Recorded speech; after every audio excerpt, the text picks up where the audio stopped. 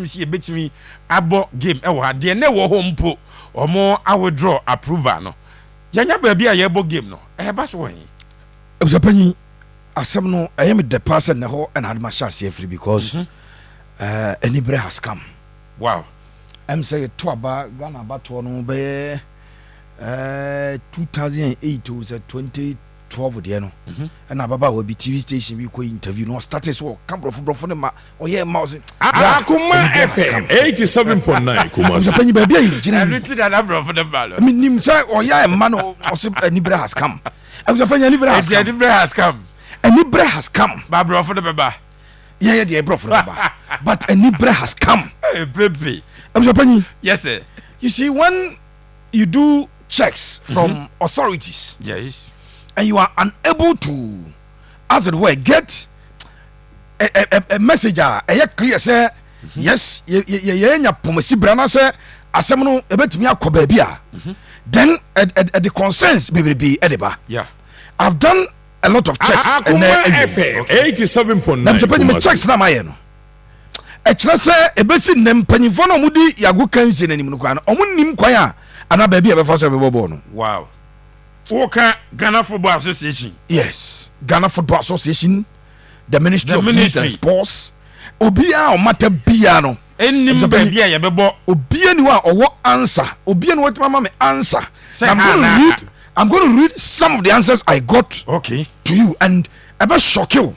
Wow. But I want us to put the argument in proper perspective for people to appreciate it. Okay. Nyame Adoma, on the 11th of October, Akuma FM Black Stars of Ghana and Sudan bought a home game. Yeah. Hina too.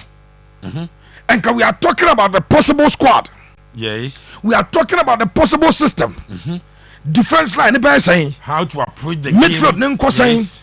Now new players here over the last 2 weeks. Ya monitor coach monitor mo any FA di omo nkomo enkadru saying new player be the ram ya starting league local players Ghanaian players no omo local league obi betima ram because Makacho also branted the Sadiq Abubakar whatever Sadiq Ibrahim whatever the keys can be part of the Black Stars 87.9 7 goals involvement in 6 games in the Dutch Eredivisie.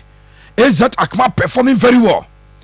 All of this but my country Ghana has sunk to where we also have to discuss venue for Black Stars game. That is how low we have sunk. Oh my Ghana.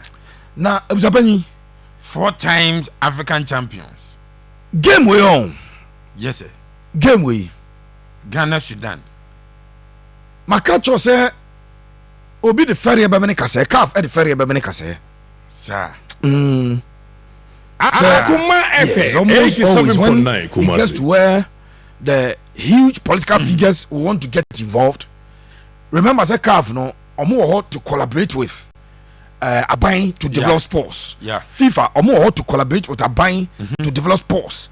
Etiana, demo mo kakra say, ombe so rigid with the laws. Yes, ayana demo mo say, ombe so rigid with omo laws no any enyoma no. Wow. But Ebusapanyi. Yes sir. No question say yen as one mind kwan say FIFA na say ka fatete from busa yen nese pese bobo no here. Yenim any problem. Wow. Akuma FM 87.9 Kumasi. For join us on our page. Akuma 87.9 FM. Yes. Join us on our page. Na minister na semana waka na Ebusapanyi. Mimi mum de ye me na kakra. Okay. What's he saying?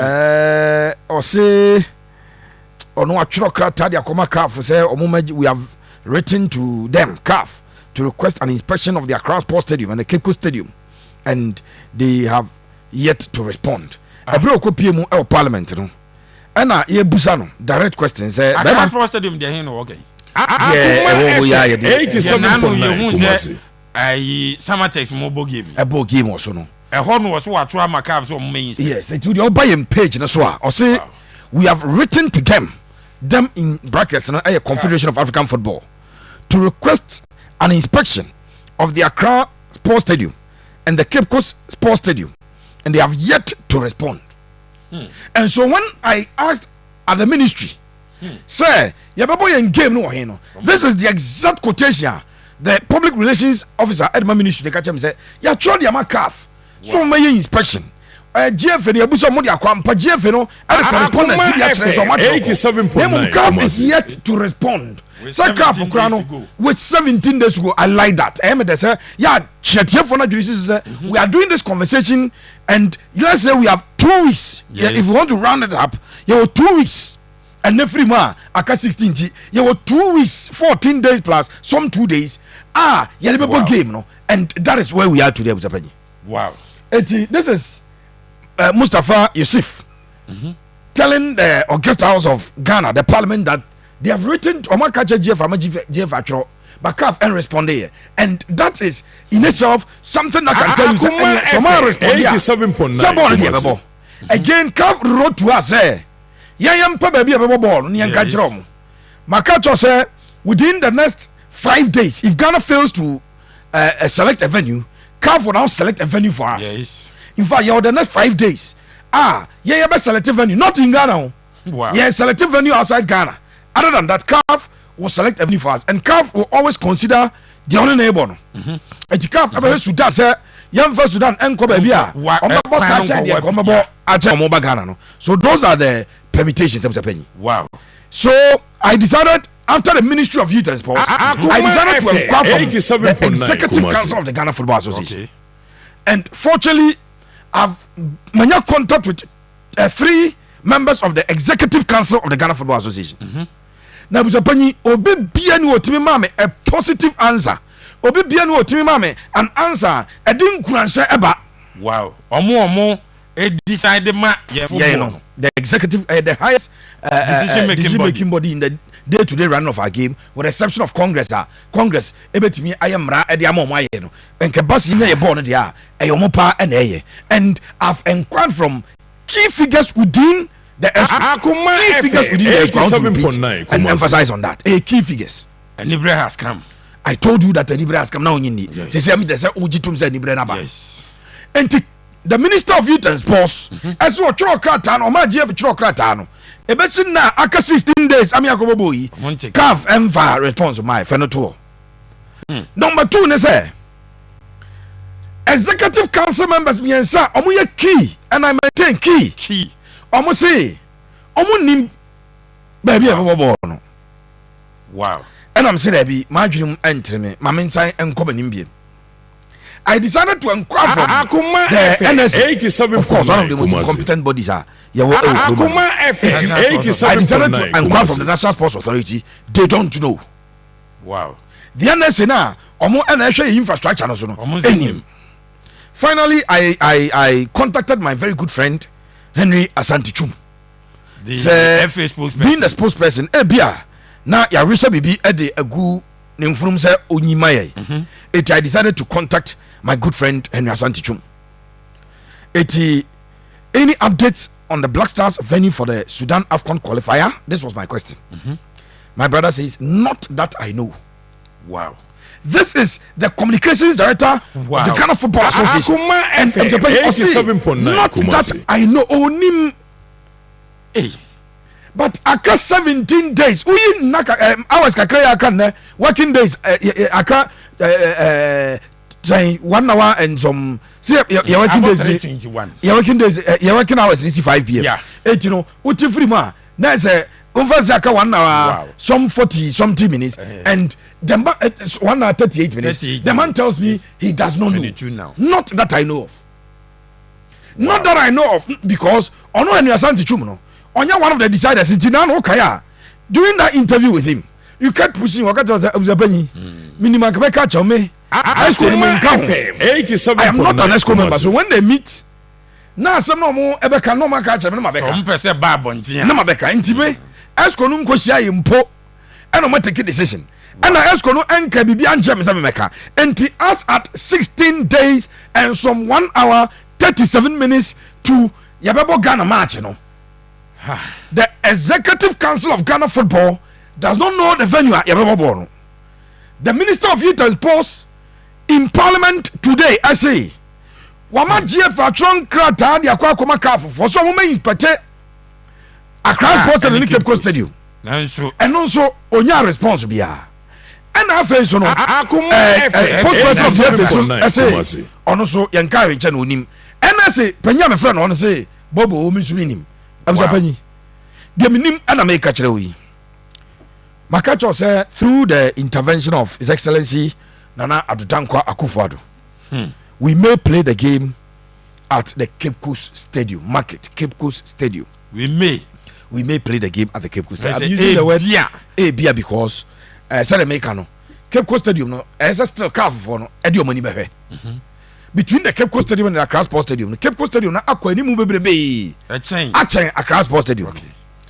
Cape Coast Stadium no facilities within no perfect 87.9 Cape Coast Stadium no ni dressing room no a modern dressing room okay. Cape Coast Stadium no monitors ni ade na calf esi e penya ebi o wadada. The only problem at the Cape Coast Stadium was the pitch. So remember, sir, you could praise and Sensano. So, yeah, man, be a Jones was in a niche our wedding Sensano. It was a science and sign wedding. Okay, sir, before you ever Nigeria game, yes, and a calf inspector no buying. No, sir, Kabiru, a bright Mumranti or my bay. Pabum for Air Force, white for fair. Calf inspector a young boy, do you know chef? Akuma FM. Yes, we are going to green. Aquanum Pabua, white no discipline every blame of ring grano. O quay inspection you na agree was Obiam and Papa Sano. Oh, sir, a class cycle to know you say the fast cycle there. No, will be better rob one. Hey, cycle to you shed in Vania Grove Japan cabin.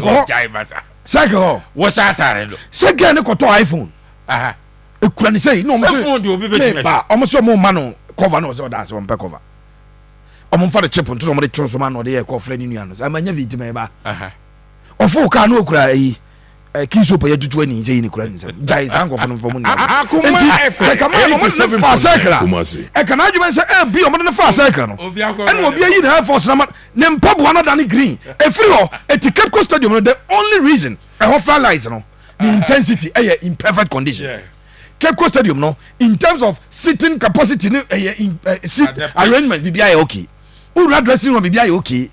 Cape Coast Stadium no I know probably the only stadium in Ghana. See ya announcement ya kasemu a baby a wo bia. Oti asema ya ka no perfect. The only problem with the Cape Coast Stadium na ya pitch. Okay. And for the past 2 weeks ni intensive work also on the pitch. Wow. FM 87.9 Kumasi. Kumasi anasa century energy water tank se ni bi ma ho e chomo do mo sprinklers na e de fertilizer e rampe so mo ya adwuma no mo rampe so no mo de ade afa so akwa ba a mo ya sa adwuma no se ka fofo no ba no mo inspection team ne ba it is likely they will select the Cape Coast Stadium for us because we have submitted 2 venues Cape Coast then e we ni mu cha Accra Sports Stadium but na consideration binti e hot san anu de nya sa kwa mo makra de be mo ba ne say political authority, the highest level of political authority in Ghana, which is His Excellency Nana Addo Dankwa for the President of the Republic. And the Bemoma. Ntomoba, Ombaji Cape Coast Jenatum, Amiabo, Blasters coach in the place. No, Omumpe Cape Coast. No question say, a homokwa support na ya no mo pen omunya mo ankasa na say omohwie. Adwomanza nya support na e ha adwe kaka but abusua we exclusive.